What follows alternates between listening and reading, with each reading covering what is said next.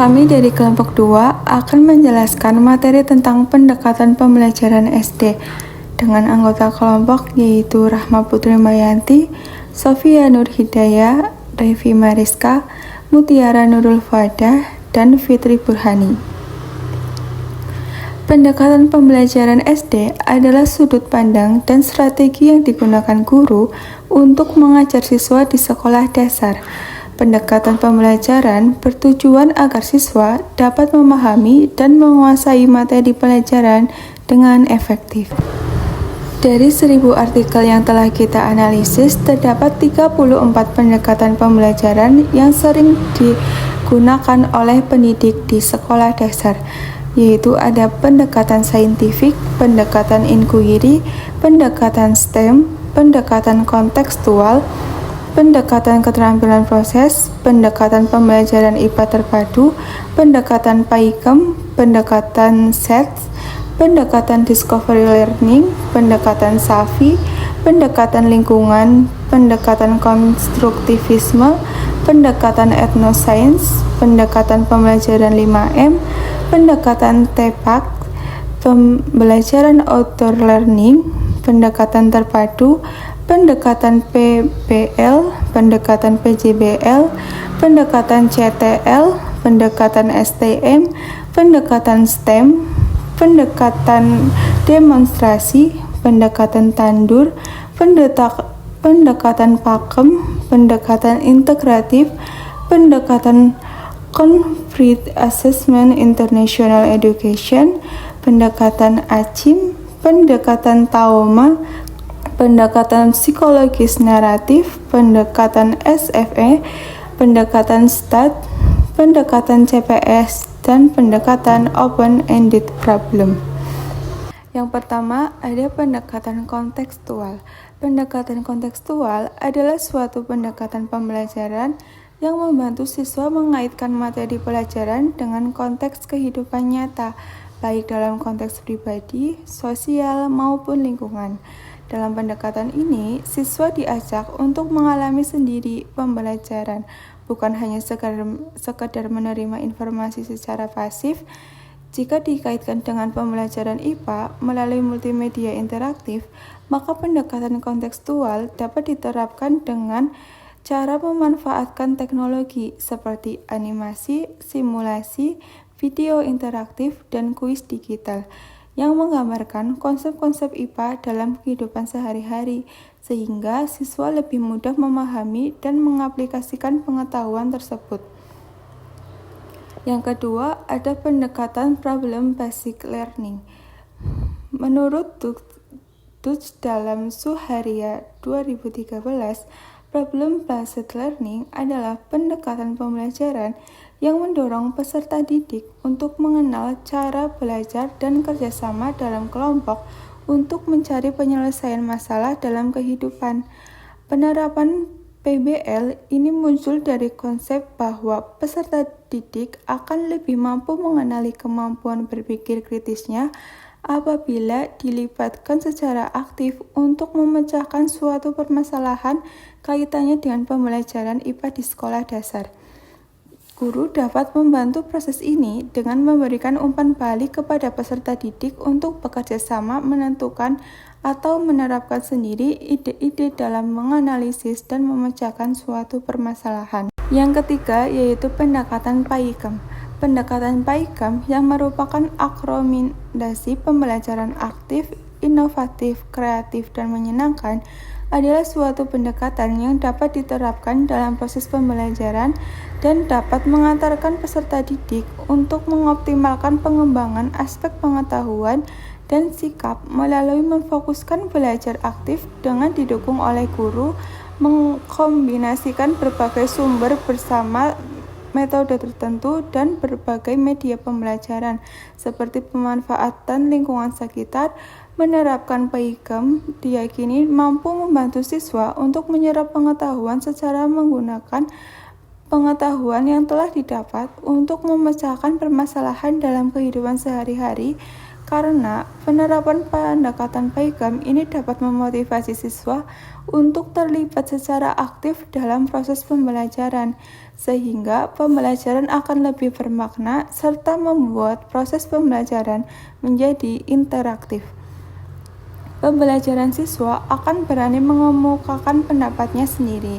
Nah, ciri utama PAIKM itu meliputi aktif, inovatif, kreatif, efektif, dan menyenangkan. Aktif berarti siswa terlibat langsung dalam proses belajar melalui diskusi, eksperimen, atau kegiatan lainnya. Inovatif itu menggunakan metode dan media yang baru untuk membuat pembelajaran lebih menarik. Sedangkan kreatif memberikan kesempatan bagi siswa untuk mengekspresikan ide dan pemikiran mereka secara bebas. Efektif itu pembelajaran berfokus pada pencapaian tujuan yang jelas dan relevan dengan kebutuhan siswa. Dan yang terakhir ada menyenangkan, yaitu menciptakan suasana belajar yang menyenangkan agar siswa merasa nyaman dan tertarik untuk belajar. Jadi selanjutnya yaitu pendekatan etnoscience. Pendekatan etnoscience pada pembelajaran IPA dapat mengaitkan antara materi dengan kebudayaan yang ada di lingkungan sekitar dan bersifat kontekstual. Pembelajaran IPA terintegrasi etnoscience dapat meningkatkan literasi sains dan karakter ilmiah siswa. Selanjutnya, melakukan pengembangan booklet etnoscience fotografi, tema ekosistem yang berisi gambar-gambar lingkungan, serta mengandung kearifan lokal dengan memasukkan unsur lingkungan sekitar ke dalam pembelajaran ekosistem yang diilustrasikan melalui foto-foto untuk meningkatkan hasil belajar peserta didik. Pelaksanaan kegiatan pembelajaran disesuaikan dengan situasi setempat dan selalu mengaitkan etnoscience pada topik yang relevan. Dengan kata lain, penerapan pembelajaran IPA berbasis etnoscience hanya diterapkan pada materi tertentu yang dapat dikaitkan pendekatan etnoscience, yang berarti yaitu pendekatan etnoscience dalam pembelajaran IPA bertujuan untuk menghubungkan materi pembelajaran dengan budaya dan kearifan lokal yang ada di sekitar siswa ini, yaitu membuat pelajaran menjadi lebih relevan dan kontekstual serta lebih mudah dipahami oleh siswa. Contoh di kelasnya yaitu saat mempelajari materi ekosistem, guru bisa mengajak siswa untuk melihat foto-foto lingkungan lokal seperti hutan atau lahan pertanian di sekitar mereka. Jadi foto-foto ini bisa menunjukkan berbagai jenis tumbuhan dan hewan yang ada di sana, serta bagaimana masyarakat setempat memanfaatkan dan melestarikan lingkungan tersebut. Jadi dengan cara ini siswa belajar tidak hanya tentang ekosistem secara ilmiah, tapi juga bagaimana manusia berinteraksi dengan alam sekitarnya, sesuai dengan nilai-nilai dan budaya lokal. Selanjutnya adalah pendekatan inquiry. Pendekatan inquiry adalah salah satu pendekatan pembelajaran yang menekankan pada proses pencarian dan penemuan informasi oleh peserta didik secara aktif. Pendekatan ini berfokus pada pengembangan kemampuan berpikir kritis, logis, dan analitis melalui kegiatan bertanya, menyelidiki, dan memecahkan masalah secara mandiri atau kelompok. Inquiry bukan hanya sekedar menerima pengetahuan dari guru, melainkan peserta didik didorong untuk menemukan dan membangun sendiri pengetahuannya melalui pengalaman langsung. Pendekatan ini berpijak pada pandangan konstruktivisme yang menyatakan bahwa pengetahuan dibangun oleh individu berdasarkan pengalaman dan interaksi dengan lingkungannya. Dalam pembelajaran berbasis inquiry, guru berperan sebagai fasilitator dan pembimbing, bukan sebagai sumber utama informasi. Selanjutnya yaitu pendekatan konstruktivisme. Pendekatan konstruktivisme ini pada dasarnya diterapkan kepada siswa untuk belajar membangun pengetahuan dengan keterlibatan aktif dalam proses belajar mengajar yang berpusat pada siswa. Pendekatan konstruktivisme sangat tepat apabila diterapkan dalam pembelajaran ilmu pengetahuan alam. Namun, dalam pengembangan bahan ajar masih sangat sedikit ditemukan implementasi teori konstruktivisme dalam bahan ajar atau media pembelajaran SD. Media pembelajaran pada umumnya fokus ke penyampaian isi dan masih sangat jarang yang memperhatikan aspek pedagogi, khususnya penerapan teori konstruktivisme. Jadi, dalam pendekatan konstruktivisme ini, siswa secara aktif dalam membangun pengetahuan mereka sendiri. Tidak hanya menerima informasi dari guru, tetapi mereka berpartisipasi dalam proses belajar melalui pengalaman, interaksi, dan refleksi. Guru di sini hanya berfungsi sebagai fasilitator yang mendampingi siswa dalam proses penemuan, bukan sebagai sumber utama informasi. Contohnya, dalam pembelajaran tentang daur hidup hewan, guru bisa memberikan siswa media komik yang menggambarkan berbagai tahap kehidupan hewan. Misalnya, telur menjadi larva, larva menjadi pupa, dan pupa akan dewasa. Jadi, siswa diminta untuk mengamati komik tersebut, berdiskusi dalam kelompok, dan menyusun kembali urutan daur hidup berdasarkan pengetahuan mereka. Guru juga membimbing diskusi untuk menggali pemahaman siswa tentang konsep-konsep yang terkandung dalam materi, sambil mendorong siswa untuk bertanya dan menemukan informasi lebih lanjut tentang proses yang mereka amati. Baik, selanjutnya pendekatan PJBL. Pendekatan PJBL adalah pendekatan pembelajaran yang inovatif berfokus pada konsep dan prinsip utama dari suatu disiplin, melibatkan peserta didik dalam kegiatan pemecahan masalah dan tugas-tugas bermakna, memberi peluang siswa bekerja secara otonom, membangun dan menemukan pengetahuan belajar mereka sendiri, dan puncaknya menghasilkan produk karya peserta didik bernilai dan realistis. Abidin menyatakan bahwa pendekatan pembelajaran PJBL memiliki 7 karakteristik sebagai berikut. Yang pertama, melibatkan peserta didik secara langsung dalam pembelajaran. Yang kedua, menghubungkan pembelajaran dengan dunia nyata. Yang ketiga, dilaksanakan dengan berbasis penelitian. Yang keempat, melibatkan berbagai sumber penelitian. Yang kelima, bersatu dengan pengetahuan dan keterampilan. Keenam, dilakukan dari waktu ke waktu. Yang tujuh, diakhiri dengan sebuah produk tertentu. Selanjutnya, kedelapan, pendekatan SET. Science, Environment, Technology, Society adalah pendekatan pembelajaran yang mengintegrasikan ilmu pengetahuan, lingkungan, teknologi, dan masyarakat. Pendekatan ini bertujuan untuk memberikan pemahaman yang lebih mendalam dan menyeluruh kepada siswa tentang materi yang dipelajari, serta mengaitkannya dengan konteks kehidupan nyata. 4 elemen utamanya yaitu ada science, ilmu pengetahuan alam, fokus pada konsep-konsep dan prinsip-prinsip ilmiah. Yang kedua, environment, lingkungan, menyoroti hubungan antara ilmu pengetahuan dan lingkungan sekitar. Yang ketiga, teknologi, menggunakan teknologi sebagai alat untuk memahami dan menerapkan ilmu pengetahuan. Society atau masyarakat memperhatikan dampak dari ilmu pengetahuan dan teknologi terhadap masyarakat dan kehidupan sosial. Yang kesembilan, ada model pembelajaran SAFE.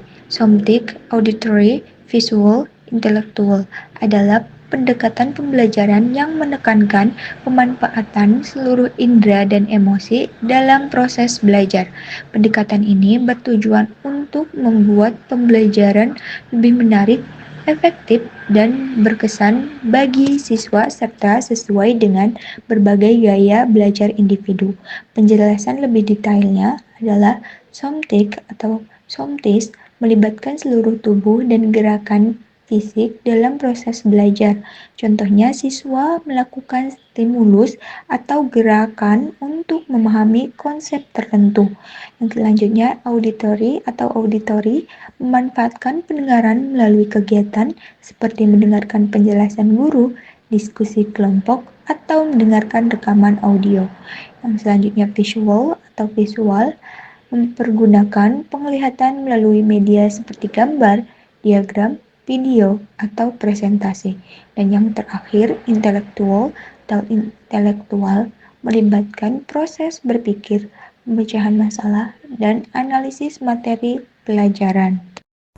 Selanjutnya yaitu pendekatan saintifik. Pengertian pendekatan saintifik adalah suatu pendekatan dalam proses pembelajaran yang menggunakan langkah-langkah metode ilmiah untuk memperoleh pengetahuan, keterampilan, dan sikap. Pendekatan ini menekankan proses berpikir logis, sistematis, dan objektif dalam menemukan dan memahami suatu konsep atau fenomena. Yang ke-11 yaitu pendekatan keterampilan proses.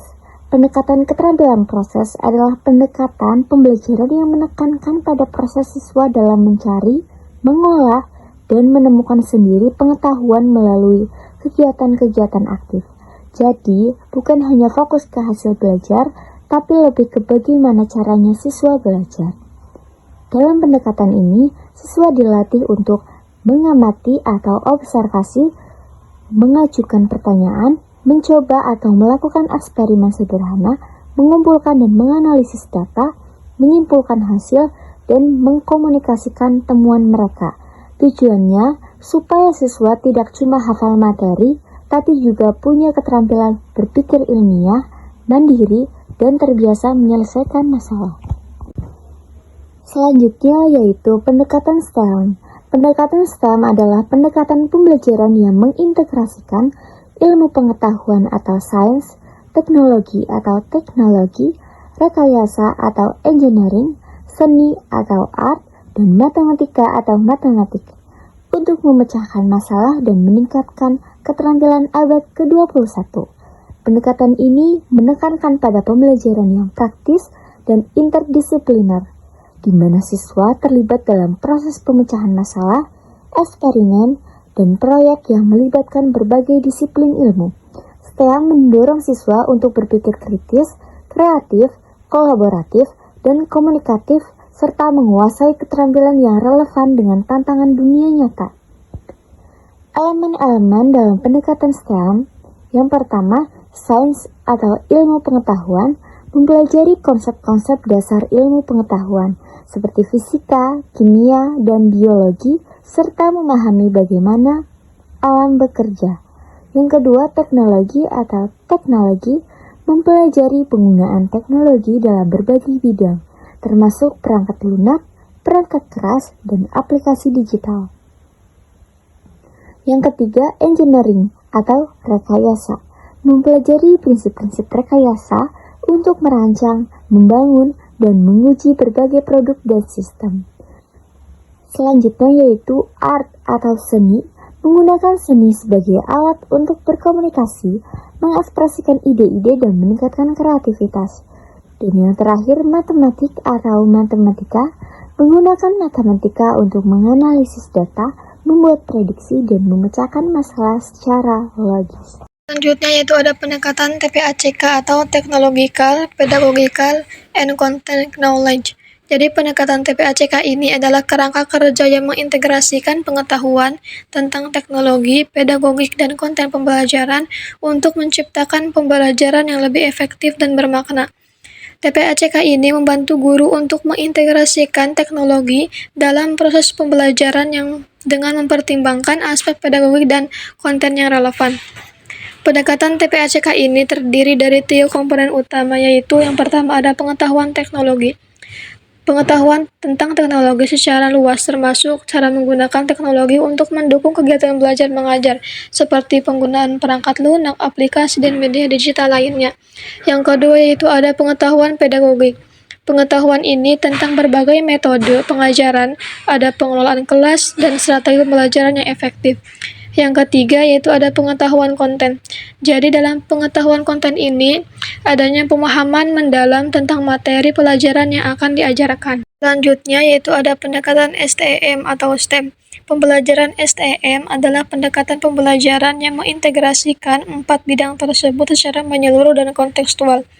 Tujuannya adalah untuk menyiapkan siswa dalam menghadapi tantangan di dunia nyata dengan kemampuan berpikir kritis, kreatif, dan kolaboratif. Adapun penjabaran dari unsur pendekatan STEM yaitu yang pertama itu ada sains, di mana sains ini berfokus pada pemahaman konsep ilmiah dan proses ilmiah, seperti mengamati, menguji, dan menarik kesimpulan. Yang kedua yaitu ada teknologi, jadi penggunaan alat atau sistem yang dirancang untuk memecahkan masalah atau meningkatkan efisiensi dalam kehidupan sehari-hari. Yang ketiga itu ada rekayasa atau teknik. Dalam rekayasa atau teknik ini, proses itu merancang dan membangun solusi atas permasalahan dengan pendekatan desain. Jadi di sini siswa itu diajak merancang proyek, membuat prototipe atau mengevaluasi hasilnya. Dan yang keempat yaitu ada matematika. Nah, dalam matematika ini biasa digunakan untuk menganalisis data, mengukur, menghitung, dan memecahkan persoalan secara logis. Yang terakhir yaitu ada pendekatan STM. Pendekatan STM adalah singkatan dari Sains, Teknologi, dan Masyarakat. Pendekatan ini bertujuan supaya pembelajaran ini tidak hanya berfokus pada teori saja, tetapi juga memperlihatkan bagaimana keterkaitan antara ilmu pengetahuan dengan teknologi dan dampaknya bagi masyarakat. Pendekatan STM ini tentunya mempunyai komponen-komponennya. Yang pertama yaitu ada sains. Yang pertama sains. Sains di sini adalah ilmu pengetahuan yang diperoleh lewat proses ilmiah, seperti observasi, eksperimen, dan analisis. Jadi di sini siswa itu belajar memahami konsep sains yang relevan dalam kehidupan nyata. Yang kedua itu ada teknologi. Teknologi adalah penerapan dari sains dalam bentuk alat, sistem, atau metode yang mempermudah kehidupan manusia. Dalam pendekatan STM ini, siswa itu belajar bagaimana sains ini diterapkan menjadi teknologi yang berguna. Yang ketiga itu ada masyarakat. Jadi masyarakat di sini itu menjadi fokus penting karena pendekatan ini ingin menumbuhkan kesadaran siswa tentang bagaimana sains dan teknologi itu mempengaruhi kehidupan sosial, lingkungan, dan budaya mereka. Siswa di sini itu diajak untuk berpikir kritis tentang dampak positif dan negatifnya seperti apa. Dapat ditarik kesimpulan bahwa berbagai pendekatan inovatif dalam pembelajaran IPA di sekolah dasar seperti pendekatan kontekstual, problem-based learning, PAIKEM, etnoscience, konstruktivisme, project-based learning, SETS, SAFI, STEM, dan TPACK secara umum bertujuan untuk meningkatkan kualitas pembelajaran. Fokus utama pendekatan-pendekatan ini adalah menumbuhkan motivasi belajar siswa, meningkatkan hasil belajar yang lebih bermakna, mengembangkan kemampuan berpikir kritis dan kreatif, serta mendorong keterlibatan aktif siswa dalam proses pembelajaran. Hal ini dilakukan dengan mengaitkan materi pelajaran dengan konteks dunia nyata, memberikan kesempatan siswa untuk membangun pemahaman sendiri melalui pengalaman dan pemecahan masalah, serta memanfaatkan beragam media dan sumber belajar yang tersedia.